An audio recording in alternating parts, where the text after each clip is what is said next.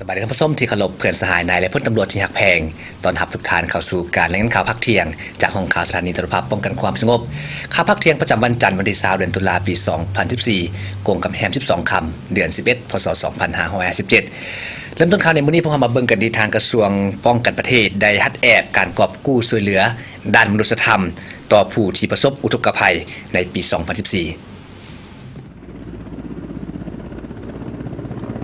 เพื่อเป็นการกอบกู้เอาชีวิตของประชาชนที่ได้รับผลกระทบจากภัยพิบัติเช่นพายุน้ำท่วมน้ำป่าไหลหลากที่พัดผ่านเข้ามาประเทศลาวซึ่งเฮ็ดให้ประชาชนได้รับความยุ่งยากในการพักผ้าอาศัยและได้มีการสูญเสียทางด้านทรัพย์สินเป็นจำนวนบ่น้อยในวันที่18ตุลาคม2014กระทรวงป้องกันประเทศได้จัดพิธีฮัดแอบกอบกู้และช่วยเหลือด้านมนุษยธรรมต่อผู้ประสบอุทกภัยจากภัยน้ำท่วมโดยการเป็นเกียรติของร่วมของท่านพลโทแสงนวลเสยราชเลขาธิการศูนย์กลางพรรครัฐมนตรีว่าการกระทรวงป้องกันประเทศมีท่านพลจตวาสินทวงศ์เสยกรรัฐมนตรีช่วยว่าการกระทรวงป้องกันความสงบมีบรรดาท่านรัฐมนตรีช่วยว่าการกระทรวงป้องกันประเทศรัฐมนตรีช่วยว่าการจากบรรดากระทรวงหัวหน้ากองพันหัวหน้ากองห้อยเหล่าหบตลอดฮอดพนักงานนักหบเข้าร่วมในการฮัดแอบกอบกู้เพื่อช่วยเหลือเพื่อนมนุษยธรรมที่ประสบอุทกภัยในครั้งนี้ได้นำใช้พาหนะอุปกรณ์กู้ภัยทางบกทางน้ำและทางอากาศในนั้นได้ใช้เรือบิน3ลำการฮัดแอบมี2ภาคและมี4รายการภาคที่1ได้ฮัดแอบการจัดตั้งบรรษาป้องกันและควบคุมภัยพิบัติอยู่เทิงแผนเทิงลางภาคที่2ฮัดแอบจัดตั้งปฏิบัติซอกคนกอบกู้และช่วยเหลือผู้ประสบภัยอยู่พื้นที่ถูกภัยน้ำท่วมการฮัดแอบรายการที่1ได้ฮัดแอบจัดหาที่พักชั่วคราวและเสบียงอาหารสิ่งของที่จำเป็นให้ผู้ประสบภัย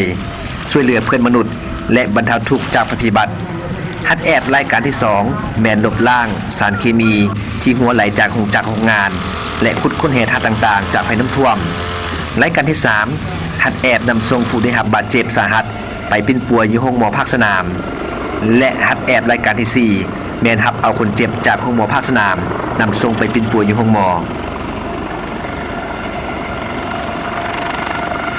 โดยปฏิบัติตามทิศชี้นำของรัฐมนตรีว่าการกระทรวงป้องกันประเทศและคำสั่งของกรมใหญ่เสนาธิการเพราะฉะนั้นพวกเราได้จัดตั้งกำลังมาฮัดแอบป้องกันและควบคุมภัยพิบัติภาคสนามอันจุดประสงค์ต้นต่อกันเป็นเพื่อเป็นการยกระดับความพร้อมของกำลังกู้ภัยของพวกเราเพิ่มประสบการณ์ให้แก่บรรดานักรบที่เฮ็ดหน้าที่กู้ภัยพร้อมกันนี้ก็เป็นการฝึกแอบขั้นพื้นฐานเพื่อการเตรียมให้การฮัดแอบร่วมกับพลเรือนในขั้นต่อไปและก็ยังเป็นแผนการที่ว่าจะร่วมมือในการฮัดแอบร่วมกับบรรดาประเทศต่างๆในกลุ่มอาเซียนเนื้อในและลำดับบัด9การฮัดแอบของเรามีอยู่4เนื้อในใหญ่เนื้อในที่1เป็นกอบกู้ผู้ที่ประสบภัยอยู่กลางน้ำเนื้อในที่2แล้วเป็นเราหบเคมีแสดงลบล้างธาตุพิษเคมีให้แก่ผู้ติดธาตุพิษที่3ก็เราหบเสนาฮักเฮ็ดหน้าที่กอบกู้เสิร์ชสู่ผู้ถูกบาดเจ็บและส่งโรงหมอภาคสนาม